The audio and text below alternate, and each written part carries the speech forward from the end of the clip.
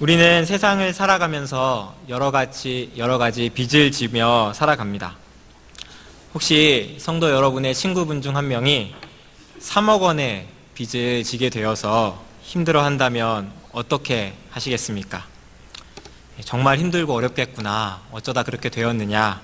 라고 위로하고 격려해 줄 것입니다. 그리고 걱정하지 마. 빚도 재산이란다. 자산이란다. 말하면서 이렇게 격려하고 위로해 주실 수 있으리라 생각합니다. 하지만 여러분의 자제분이 결혼을 하는데 그 배우자가 이런 것을 밝혔다 생각해 보십시오. 사실 나 빚이 몰래 지은 게 3억 정도 있는데 그래도 결혼해 줄 수 있겠느냐 라고 그렇게 물어본다면 뭐라 하겠습니까? 나는 당신만 있으면 됩니다. 걱정하지 마십시오 하고 그저 결혼을 수락할 것인지, 우리의 자녀가 그 길을 가겠다 하면 쉽게 승낙해 주실 수 있으시겠는지요? 아마 보통은 쉽지 않은 그런 결정이리라 생각합니다. 빚이라고 하는 것이 누구는 자산이라 능력이다 말하지만 사람을 올가매는 힘든 것이기 때문입니다. 은행도 보통 신용으로 대출을 받는 것에는 제한을 둡니다. 그 이상 받으려면 담보를 걸어서 다른 재산들, 그 빚을 못 갚았을 때 대신할 수 있는 것들이 있어야 돈을 빌려주는 것이죠. 여러 가지 욕심으로 큰 빚을 지게 된다면 결국 그 빚은 그 사람을 파멸로 이끌기 쉽습니다. 그래서 우리는 세상을 살아가면서 내 능력 이상의 물질적인 빚이나 금전적인 빚을 져서는 곤란합니다. 내 능력으로 갚을 수 없는 빚을 졌을 때 나뿐만 아니라 내 주변의 모든 관계도 깨트리고 파멸시키는 것이 그런 속성이기 때문입니다. 내가 갚을 수 없는 빚, 그런 빚을 지고 있다고 생각해 보십시오.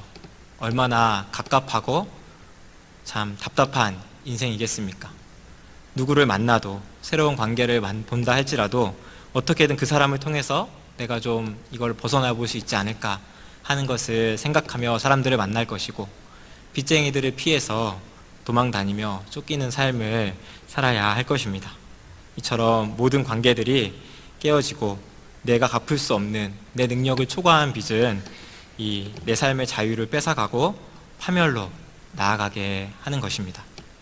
그런데 이것과 다른 종류의 빚이 있다고 오늘 성경은 말씀하고 있습니다. 우리 8절 말씀을 같이 한번 다시 읽어보도록 하겠습니다. 피차 사랑의 빚 외에는 아무에게든지 아무 빚도 지지 말라. 남을 사랑하는 자는 율법을 다 이루었느니라. 아멘. 아무에게든지 아무 빚도 지지 말라, 이렇게 말씀하셨습니다. 이 헬라어 원문의 느낌을 살려서 이렇게 해석을 해보면 한 번 이런 빚을 지지 않는 것으로 끝나는 게 아니라 계속해서 아무에게든지 아무것도 빚지지 말라고 이렇게 성경이 권고하고 있는 것입니다.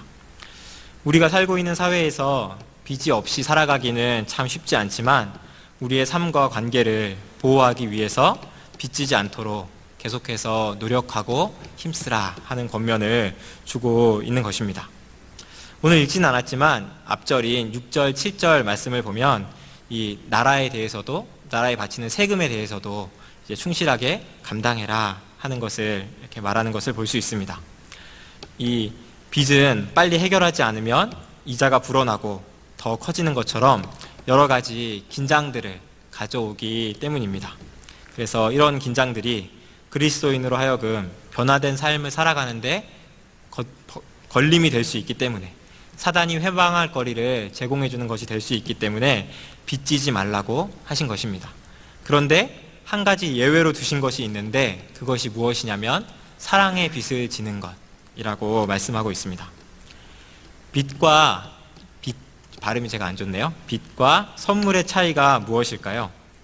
선물은 내가 받은 그것을 감사함으로 받고 지나가면 됩니다.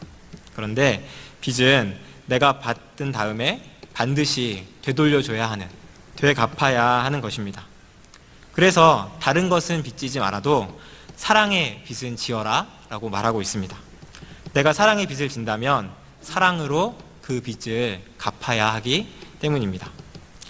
다르게 말한다면 사랑을 받아본 사람, 그 사람들이 사랑을 행할 수 있다는 말이라고 볼 수도 있겠습니다. 그래서 서로 이 로마 교회에 주는 권면에서 서로 간에 사랑의 빚을 지어라. 계속해서 사랑의 빚을 지고 갚고 하고 살아라 라고 권면하고 있습니다. 누군가에게 사랑을 구걸하라 하는 그런 의미가 아닙니다. 이미 내가 존재하고 있는 것부터 내가 살아있는 것, 지금 이 순간을 버티고 있는 것까지도 내가 알게 모르게 수많은 하나님과 사람들의 은혜 속에서 사랑의 빚을 지면서 살아온 결과라는 것을 깨달아라 하는 권면을 주고 있는 것입니다.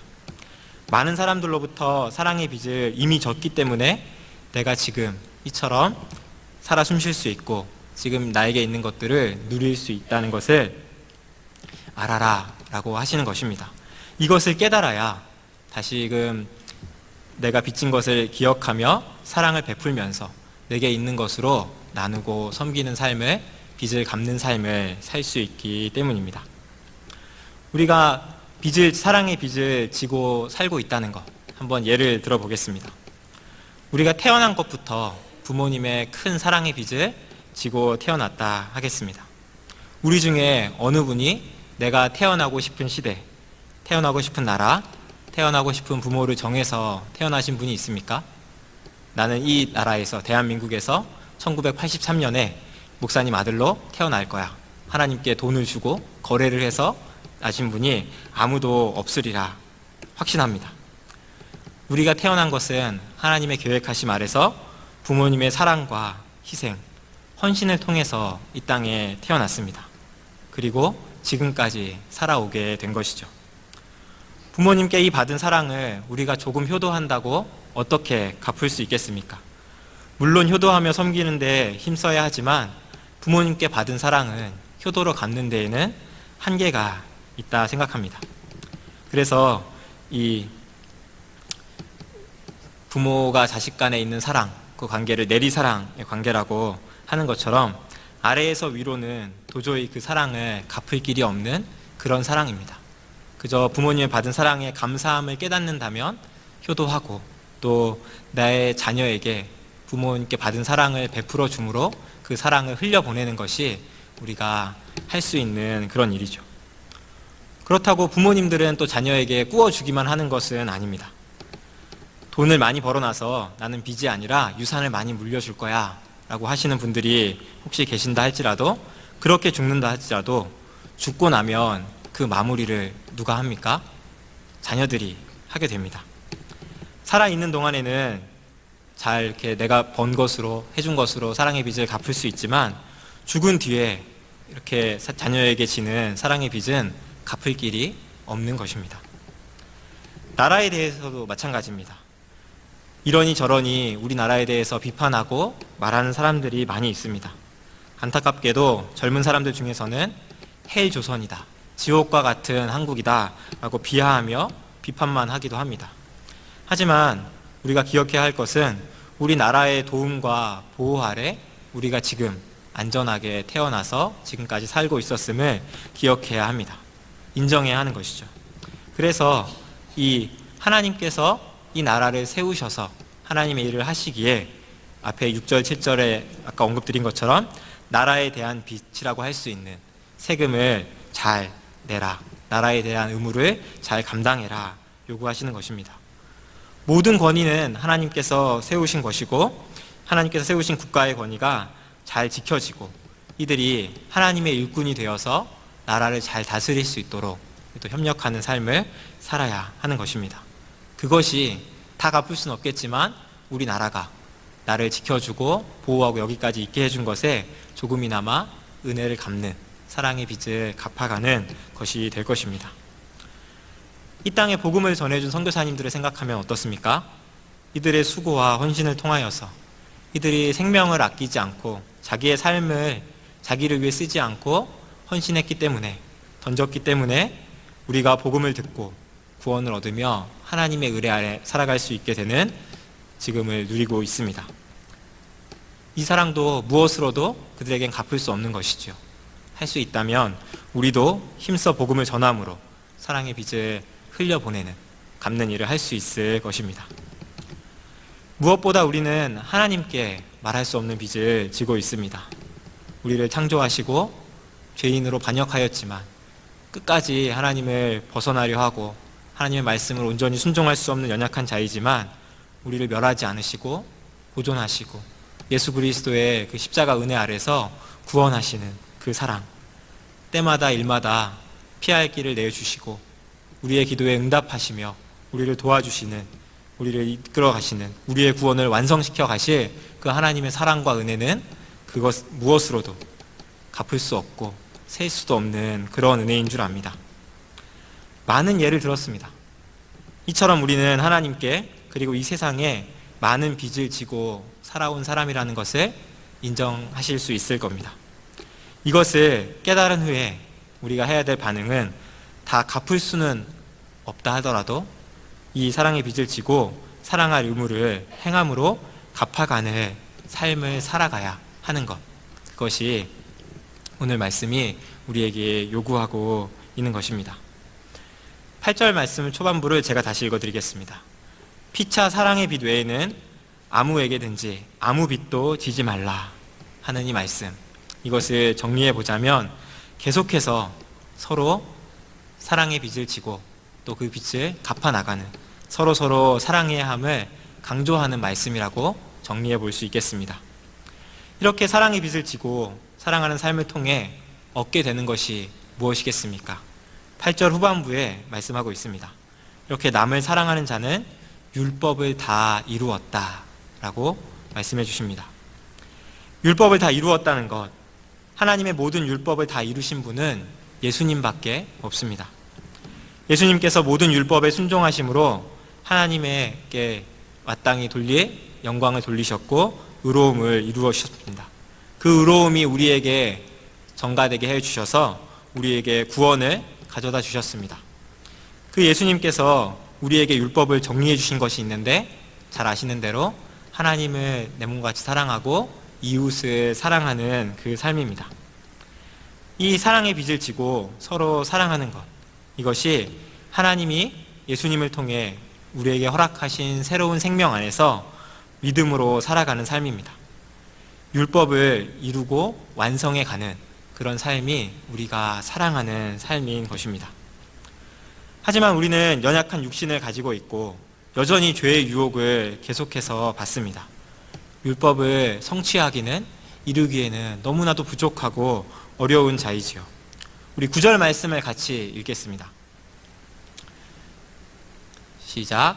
간음하지 말라, 살인하지 말라, 도둑질하지 말라, 탐내지 말라 한 것과 그 외에 다른 계명이 있을지라도 내 이웃을 내 자신과 같이 사랑하라 하신 그 말씀 가운데 다 들었느니라. 아멘. 간음, 살인, 도둑질, 탐냄, 탐심에 대해서 하지 말라 말씀하셨습니다. 우리 계속 배워오고 있는 것처럼 십계명에 있는 말씀이죠. 잘 아시는 말씀이지만 한번 다시 생각해 보길 원합니다. 사람들이 왜 간음합니까? 간음한 사람들에게 물어본다면 사랑해서 간음했다라고 그렇게 뻗댈지 모르겠습니다. 하지만 정직하게 말해본다면 그 사람은 정말 하나님이 주신 진짜 사랑으로 그 사람을 사랑하지 않았기 때문에 간음한 것입니다. 그저 쾌락의 대상과 이용물로 생각했기 때문에 간음을 범한 것이죠. 하나님이 허락하신 가정을 깨트리면서까지도 서로의 쾌락을 채우고자 하는 그 죄성 때문에 간음하는 것입니다. 결국 끝은 두 사람 모두 파멸로 나아가지요. 왜 살인합니까? 네, 사랑하지 않기 때문에 살인하는 것입니다. 사랑하면 살인하지 않습니다. 그 사람을 죽이는 것 대신 나를 내어주고 희생하고 섬기는 삶을 살 것이기 때문입니다. 왜 도둑질합니까? 역시 사랑하지 않기 때문입니다. 사랑하는 사람은 도둑질하기 전에 내게 있는 것을 나눠주는 삶을 살 것입니다. 그 사람의 필요를 채워주는 삶을 살 것이기 때문입니다. 우리가 간음하지 않고 살인하지 않고 도둑질하지 않는 것, 예수님이 정하신 기준에 따라 보자면 너무도 어려운 것입니다. 우리가 구체적으로 드러난 이 율법의 행위들을 하지 않는다 할지라도, 율법을 어기는 행위를 하지 않는다 할지라도 하나님은 그 마음의 중심을 보신다 하셨습니다. 간음하지 않아도 마음의 음욕을 품는 자들이고, 살인하지 않아도 마음에 미워하는 마음을 품는 자들이고, 도둑질하지 않더라도 탐심을 마음에 품고 있는 것이 우리 연약한 자들입니다. 죄의 행동을 하지 않는다고 저절로 선한 것이 생겨나지 않는 것이죠. 율법은 선하고 완전한 것이지만 그것을 지켜야 하는 우리는 불완전합니다. 이 육의 몸을 가지고 있는, 육신을 가지고 있는 인간은 완전한 율법을 지킬 수 없습니다. 마음은 원하지만 육신이 악하도다, 약하도다 라고 한탄한 것과 같은 것이죠. 막을 길이 없습니다. 율법을 이룰 수 있는 길이 없는 것이죠. 그런데 오늘 말씀에서는 이런 연약한 우리가 율법을 이룰 수 있는 이 길이 있다고 말씀해주고 있습니다. 한 가지 길이 있는데 그것은 무엇이냐면 사랑하는 것입니다. 사랑의 빚을 지고 갚고 사랑하는 것입니다. 사랑할 때 우리가 어떻게 해도 이룰 수 없었던 율법이 이루어진다. 사랑은 율법의 완성이니라 라고 주님이 말씀하고 계십니다. 하나님께서 우리에게 율법을 주신 이유와 그 율법의 근본 정신이 하나님의 성품인 사랑에서 나타난 것이기 때문입니다. 우리는 율법을 지키지 못해 형벌받을 것을 두려워하지만 하나님은 하나님을 의지하는 가운데 은혜 아래, 하나님 아래 구별된 자로 은혜를 누리면서, 사랑을 누리면서 살아가게 하기 위하여서 율법을 주셨습니다. 앞에서 언급했던 간음, 살인, 도적질 모두 사랑하지 않기 때문에 일어난 것이라고 말씀드렸습니다. 반대로 말하자면 이 주님이 주신 사랑 안에서 사랑하면 간음하지 않을 수 있고, 살인하지 않을 수 있고, 도적질하지 않을 수 있다 하는 것입니다. 내가 정말 사랑하는 사람을 죽일 수 있습니까? 내가 정말 사랑하는 사람의 것을 훔쳐서 나의 것으로 쓸 수 있겠습니까? 그럴 수 없을 것입니다. 그 받은 사랑을 안다면, 내가 그만큼 사랑하고 있다면 결코 이럴 수 없는 것이죠. 아까 말씀드렸듯이 우리가 받은 사랑, 하나님께로부터 받은 사랑과 이 구원의 은혜, 우리가 지금 여기 있기까지 받은 사랑, 그것은 모두 갚아도 다 갚을 수 없는 그런 성질의 것이 많습니다. 우리가 아무리 노력한다 할지라도 율법을 이룰 수 없었던 것처럼 미완성으로 남아 완전히 갚을 수 없는 그런 것이 우리가 사랑의 빚을 갚는 그런 행동입니다. 그런데 신기한 것은 이런 우리의 미완성인 행동을 통하여서, 완전하지 못한 우리의 순종과 우리의 사랑을 통하여서 하나님께서 율법을 이루어 가시고 성취하시고 완성하신다는 사실입니다. 이것이 하나님의 신비입니다. 이 사랑하는 것조차도 우리의 힘으로 할 수 없음을 모두가 인정하실 것입니다. 사랑은 하나님께 속한 것이고 우리가 사랑할 수 있는 것은 그가 먼저 우리를 사랑하셨기 때문이라 라고 말씀이 기록하고 있습니다. 그렇기 때문에 우리가 율법을 이루기 위하여서 해야 될 것, 사랑하기 위해서 해야 될 것은 오직 예수님의 은혜를 붙잡고 예수님으로 옷 입고 예수님 안에 거하는 것일 줄 믿습니다. 우리 14절 말씀을 같이 읽어보겠습니다. 오직 주 예수 그리스도로 옷 입고 정욕을 위하여 육신의 일을 도모하지 말라. 아멘. 하나님께 속하여 예수 그리스도를 옷 입을 때에만이 우리는 진정 사랑할 수 있습니다. 지금 우리가 살고 있는 시대는 참 사랑이 사라져가는 그런 시대입니다. 사랑의 빚이 아닌 수많은 빚들이 넘쳐나는 시대이고, 이 빚을 지음으로 정말 이 빈부격차가 더 심해져 가고 더 고통이 많아지는 그런 세대를 우리가 살아가고 있습니다. 하나님의 보시기에 암흑과도 같은 그런 모습인 것이죠. 우리 11절, 12절 말씀을 같이 한번 또 읽겠습니다. 또한 너희가 이 시기를 알거니와 자다가 깰 때가 벌써 되었으니 이는 이제 우리의 구원이 처음 믿을 때보다 가까웠음이라. 밤이 깊고 낮이 가까웠으니 그러므로 우리가 어둠의 일을 벗고 빛의 갑옷을 입자. 아멘.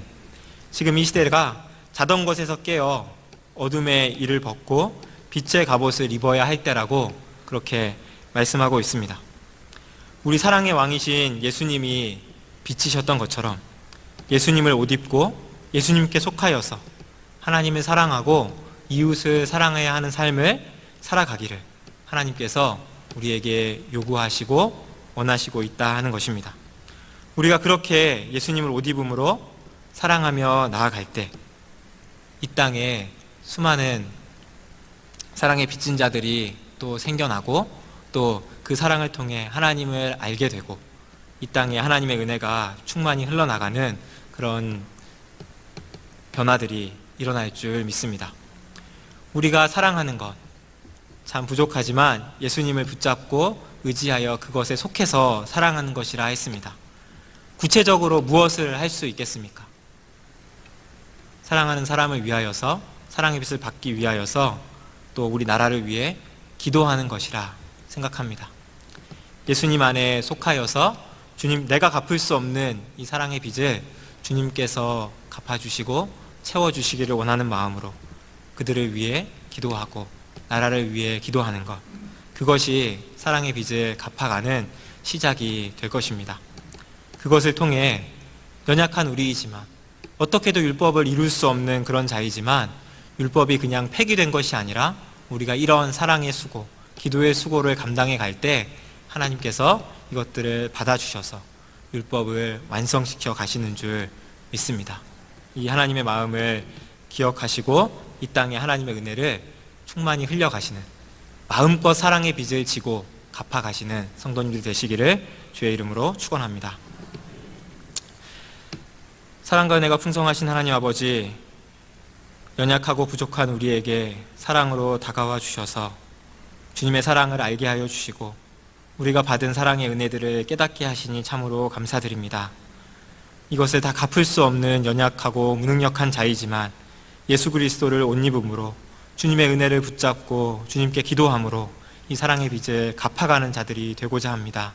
우리를 사용하여 주시고 우리가 이 사랑하고자 하는 마음을 갖고 사랑의 실천을 행하면서 나아갈 때 우리 가정과 교회와 이 땅이 변화되어 가고 주님의 은혜로 풍성히 채워지는 것들을 우리가 함께 보고 하나님께 영광을 돌릴 수 있게 은혜를 더하여 주옵소서.